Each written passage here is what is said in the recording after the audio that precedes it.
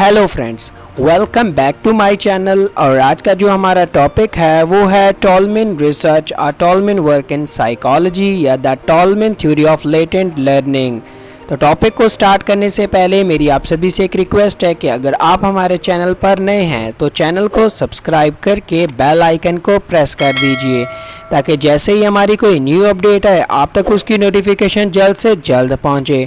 तो without any time wasting let's start it.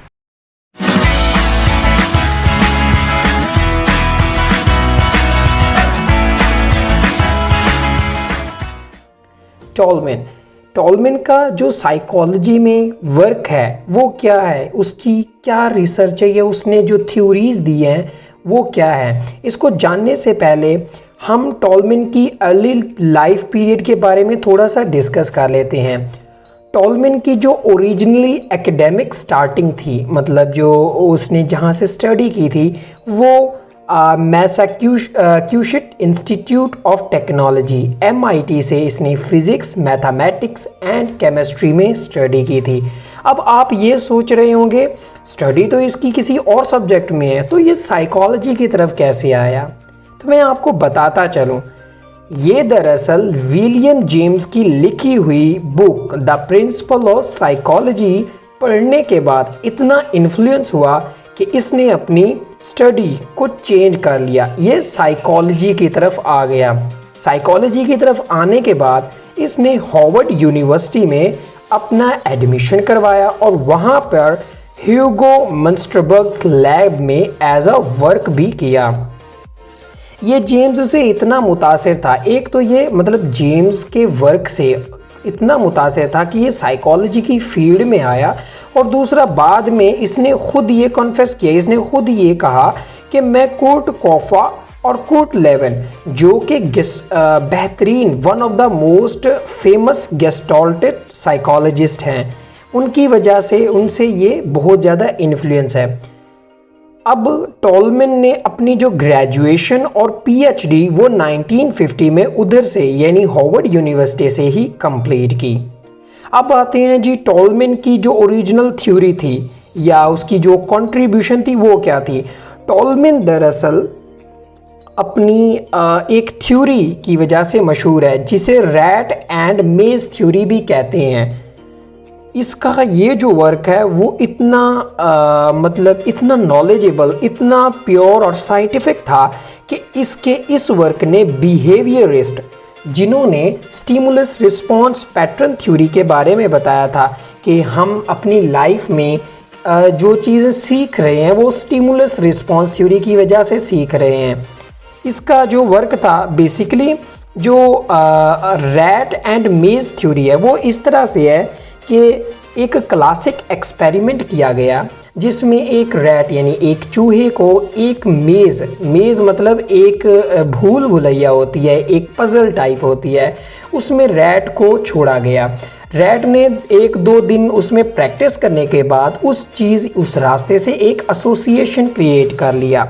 अब वो एसोसिएशन क्रिएट होने के बाद इन बिहेवियरिस्ट का कहना ये था उस रैट ने जी उस रास्ते से यानी अपनी पनिशमेंट रिवॉर्ड टाइप सिस्टम से या जो है एक स्टिमुलस अब यहाँ पे क्या काम कर रहा है, स्टिमुलस वो रिवॉर्ड है जिसकी वजह से वो चूहा उस चीज़ से एसोसिएशन क्रिएट करते हुए उस मेज़ को सॉल्व कर रहा है। मतलब बिहेवियरिस्ट के अकॉर्डिंग हमें एक चीज़ की रीइंफोर्समेंट दी जाती है। अब वो रीइंफोर्समेंट एक कोई रिवॉर्ड भी हो सकता है और पनिशमेंट भी हो सकता है। जबकि टॉलमैन का जो वर्क था इससे थोड़ा सा डीप था, थोड़ा सा आगे था। टॉलमैन का क्या कहना था? टॉलमैन का कहना था कि वो जो रैट उस रिवॉर्ड की तरफ जा रहा है वो रीइंफोर्समेंट की वजह से नहीं है, बल्कि उसने उस रास्ते का एक कॉग्निटिव मैप बना लिया है। मतलब उसने अपने माइंड में एक ऐसा स्ट्रक्चर बना लिया है कि जो उसे उस रास्ते के बारे में आगाह कर रहा है, उसे लीड कर रहा है ताकि वो उस रिवॉर्ड को हासिल कर सके। अब आगे आते हैं उसकी theory of latent learning. Theory of latent learning में बेसिकली उसने इसी चीज़ को दोबारा फोकस किया कि बिहेवियरिस्ट कहते हैं कि हमें रीइंफोर्समेंट की ज़रूरत पड़ती है किसी रिवॉर्ड को हासिल करने के लिए, जबकि टॉलमन का कहना था कि नहीं, रीइंफोर्समेंट नहीं ज़रूरी होती, क्योंकि वो एक चीज़ को सीख चुका होता है, लेटेंट लर्निंग कर चुका होता है। तो इस लेटेंट लर्निंग का ये नतीजा हुआ। अब ये लेटेंट लर्निंग कब होती है? लेटेंट लर्निंग एक कॉग्निटिव मैप हमने बना लिया, ठीक है। हम अब ये लेटेंट लर्निंग उस टाइम आती है जब कोई ऐसी सिचुएशन, ऐसी डिफ़िकल्ट सिचुएशन हो, या वो एक तरह का टाइम ऐसा हो कि जिसमें लेटेंट लर्निंग हमें करनी पड़ती है, कॉग्निटिव मैपिंग करनी पड़ती है। टॉलमन के इस कॉन्सेप्ट और इस थ्योरी ने साइकोलॉजी की फील्ड में एक ऐसा वर्क किया कि कॉग्निटिव साइकोलॉजी को एक नया रास्ता उसने दे दिया, टॉलमन की इस रिसर्च ने।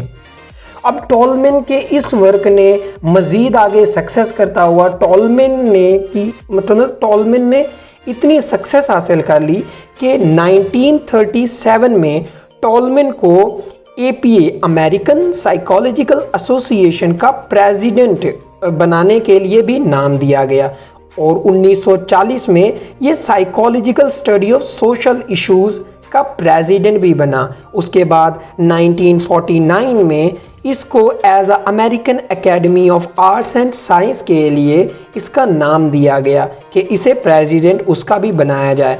उसके बाद 1957 में फाइनली 1957 में टॉलमन को APA, अमेरिकन साइकोलॉजिकल एसोसिएशन की तरफ से एक अवार्ड दिया गया, क्योंकि और वो अवार्ड दरअसल उसकी उसी साइंटिफिक रिसर्च या उसकी उस कंट्रीब्यूशन, साइकोलॉजिकल कंट्रीब्यूशन की वजह से उसे ये अवार्ड मिला।